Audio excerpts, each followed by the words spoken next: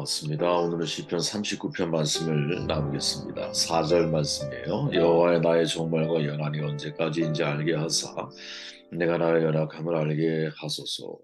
자신의 연약함을 깨달아야 합니다. 라는 제목으로 말씀을 나눕니다. 시편 39편은 다윗의 참회 시죠. 표제어를 보면 다윗의 시 인도자를 따라 여두둔 형식으로 부르는 노래라고 기록이 되어 있습니다. 10절 말씀을 보면 주의 징벌을 나에게서 옮기소서 주의 손이 치심으로 내가 쇠망하였나이다. 지금 다윗은 곧 죽을 수 있는 중병에 걸려 있었던 것 같아요. 정확하게 뭐 어떤 병인지 우리는 알 수는 없습니다. 그런데 문제는 다윗은 이것이 자신의 죄로 인해 중병을 하나님께서 나에게 주셨다라고 이해하고 있다라는 거죠. 그래서 하나님께 은혜를 구하고 기도합니다. 그런 점에서 우리가 시편 39편은 내용상 38편을 우리가 이제 묵상할 때 자신의 죄와 잘못에 대한 분노를 표현하고 있는 그것을 다윗이 뭐라고 표현하죠? 주의 노하심, 주의 분노하심, 주의 진노하심, 점층적인 하나님의 진노를 표현하면서 사실은 역으로 생각해 보면 다윗이 하나님에 대한 분노가 아니라 사실은 자기의 잘못에 대한 분노를 고백하고 있는 것이 아닐까 하는 말씀을 드린 적이 있죠. 근데 39편에서는 자신의 죄에 대한 대가 지불에 대한 반응을 보여주고 있는 거죠. 모든 질병과 어려움의 원인이 분명히 우리 죄악 때문에 오는 징계는 아닐 거예요. 그럼에도 불구하고 다윗은 지금 이것이 하나님이 내게 허락하신 징계라고 이해하고 있고 그러한 차원에서 하나님 앞에 정말 회개하며 은혜를 구하는 그런 모습을 우리에게 보여주고 있죠. 형통과 공고함의 병행, 이것은 장래에 대해서 알 수 없는 인간의 한계를 일깨우시는 하나님의 은혜라고 저는 생각을 합니다. 그렇다면 이 질병에 대한 다윗의 반응이 우리에게 전하는 교훈이 뭘까? 본문 내용을 통해서 함께 말씀을 좀 더 깊이 묵상해 들어가 보면 1절 말씀이에요. 내가 말하기를 나의 행위를 조심하여 내 혀로 범죄하지 아니하리니 내가 잠잠하여 선한 말도 하지 아니하니 약함의 책임을 하나님께 돌리지 말라라는 거죠. 다윗은 자신의 중병 가운데서 하나님께 원망하거나 불평함으로 또 다른 죄를 범하지 않을 것을 다짐을 하죠.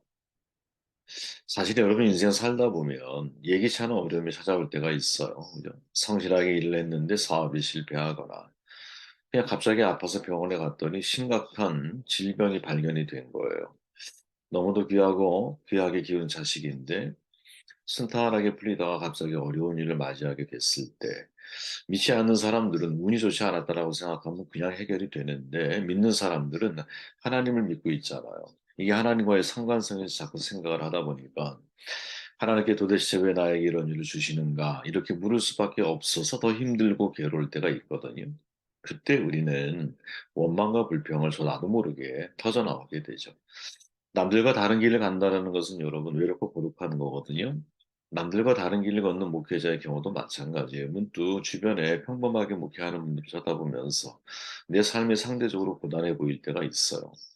아, 하나님이 왜 내가 바른 길 가는 것 같은데 이렇게 고단하게 인생을 살게 하시는가? 이런 탄식, 불평이 나올 때가 있거든요. 이게 우리의 연약함이죠. 그런데 다윗은 바로 이러한 순간에 다짐을 해요. 지금 중병에 걸린 고통의 상황 속에서도 말로 하나님께 죄악이 되는 일을 행하지 않겠다. 특히 악인 앞에서 내가 더욱 조심해야겠다. 이렇게 고백을 하죠. 왜?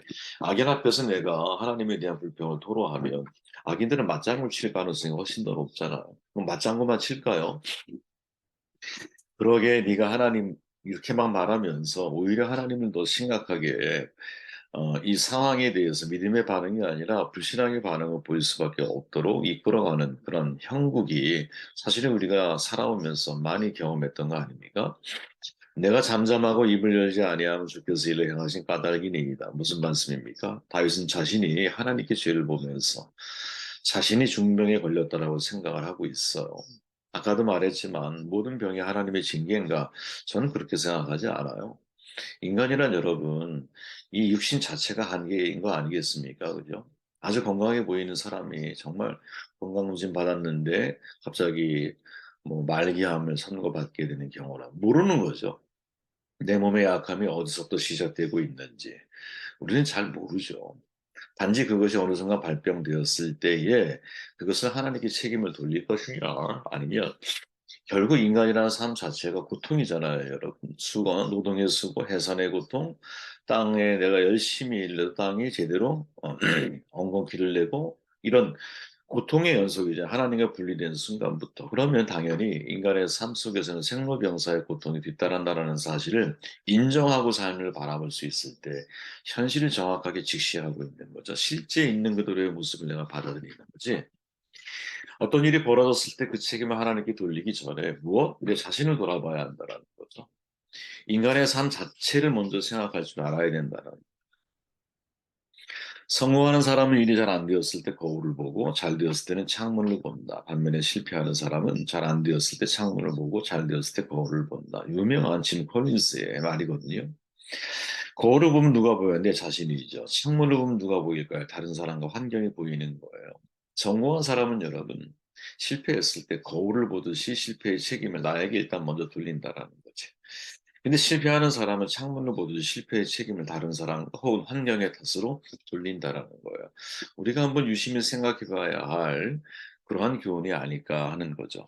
하나님을 원망하기 전에 자신의 과오를 살피는 것, 이게 저는 지혜라고 생각을 해요.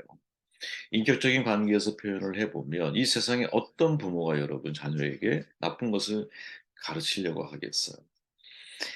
비록 부모는 잘못 살아왔을지언정 자녀에게는 좋은 것을 주려는 것이 부모의 마음이거든요.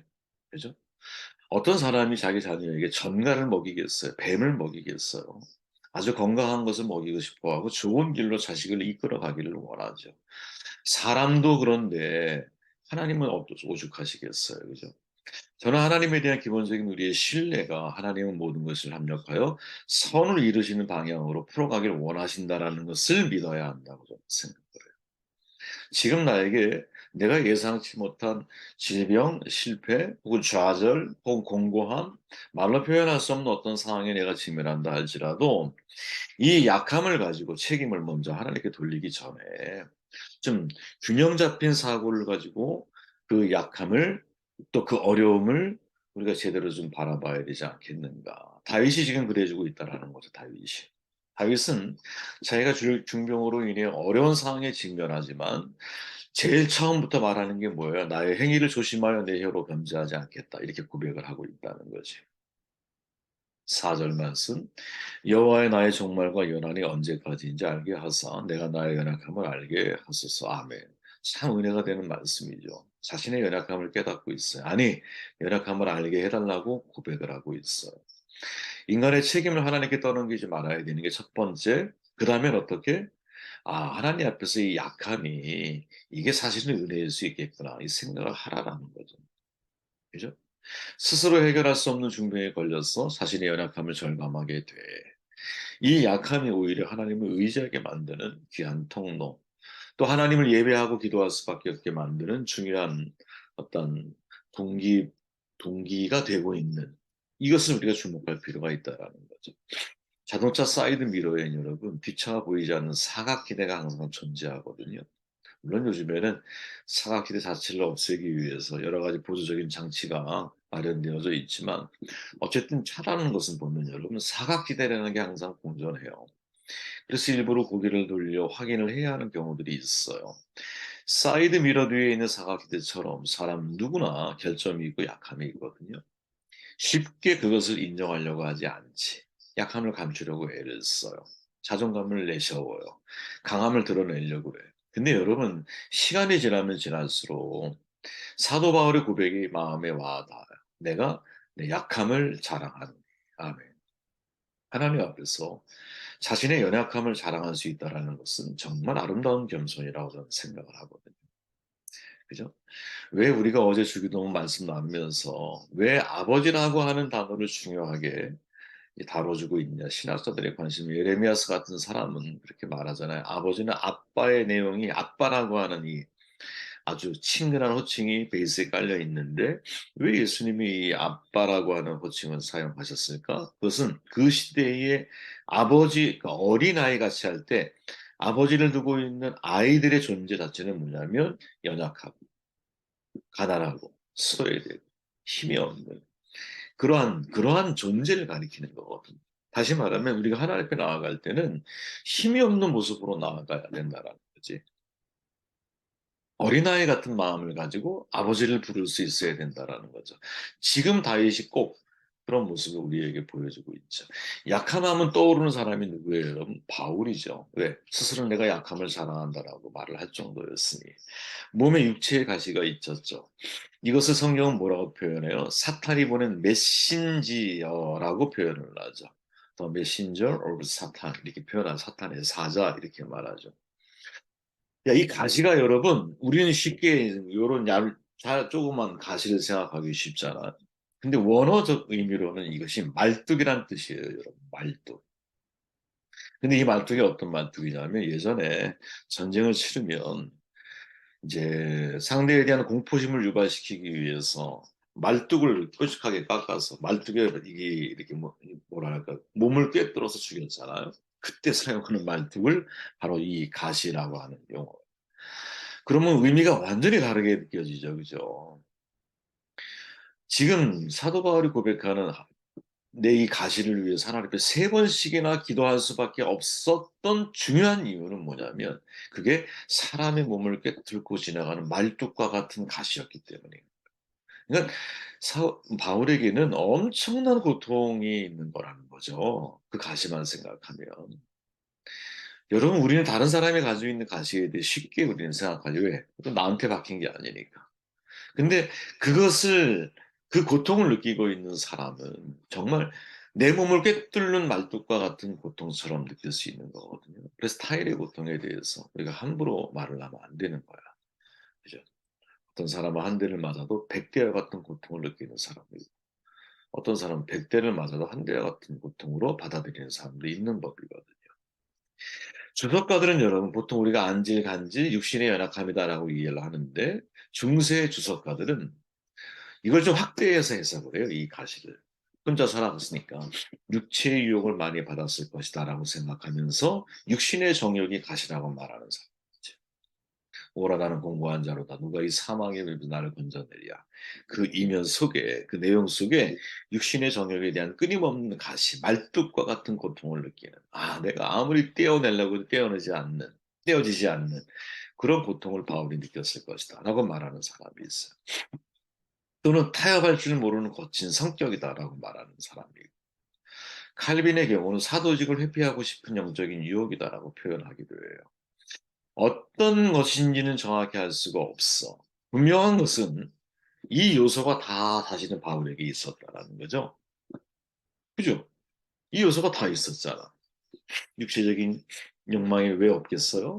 그리고 사도직을 회피하고 싶은 마음이 왜 없겠어요? 왜? 너무 사실 힘든 시간들을 보내잖아.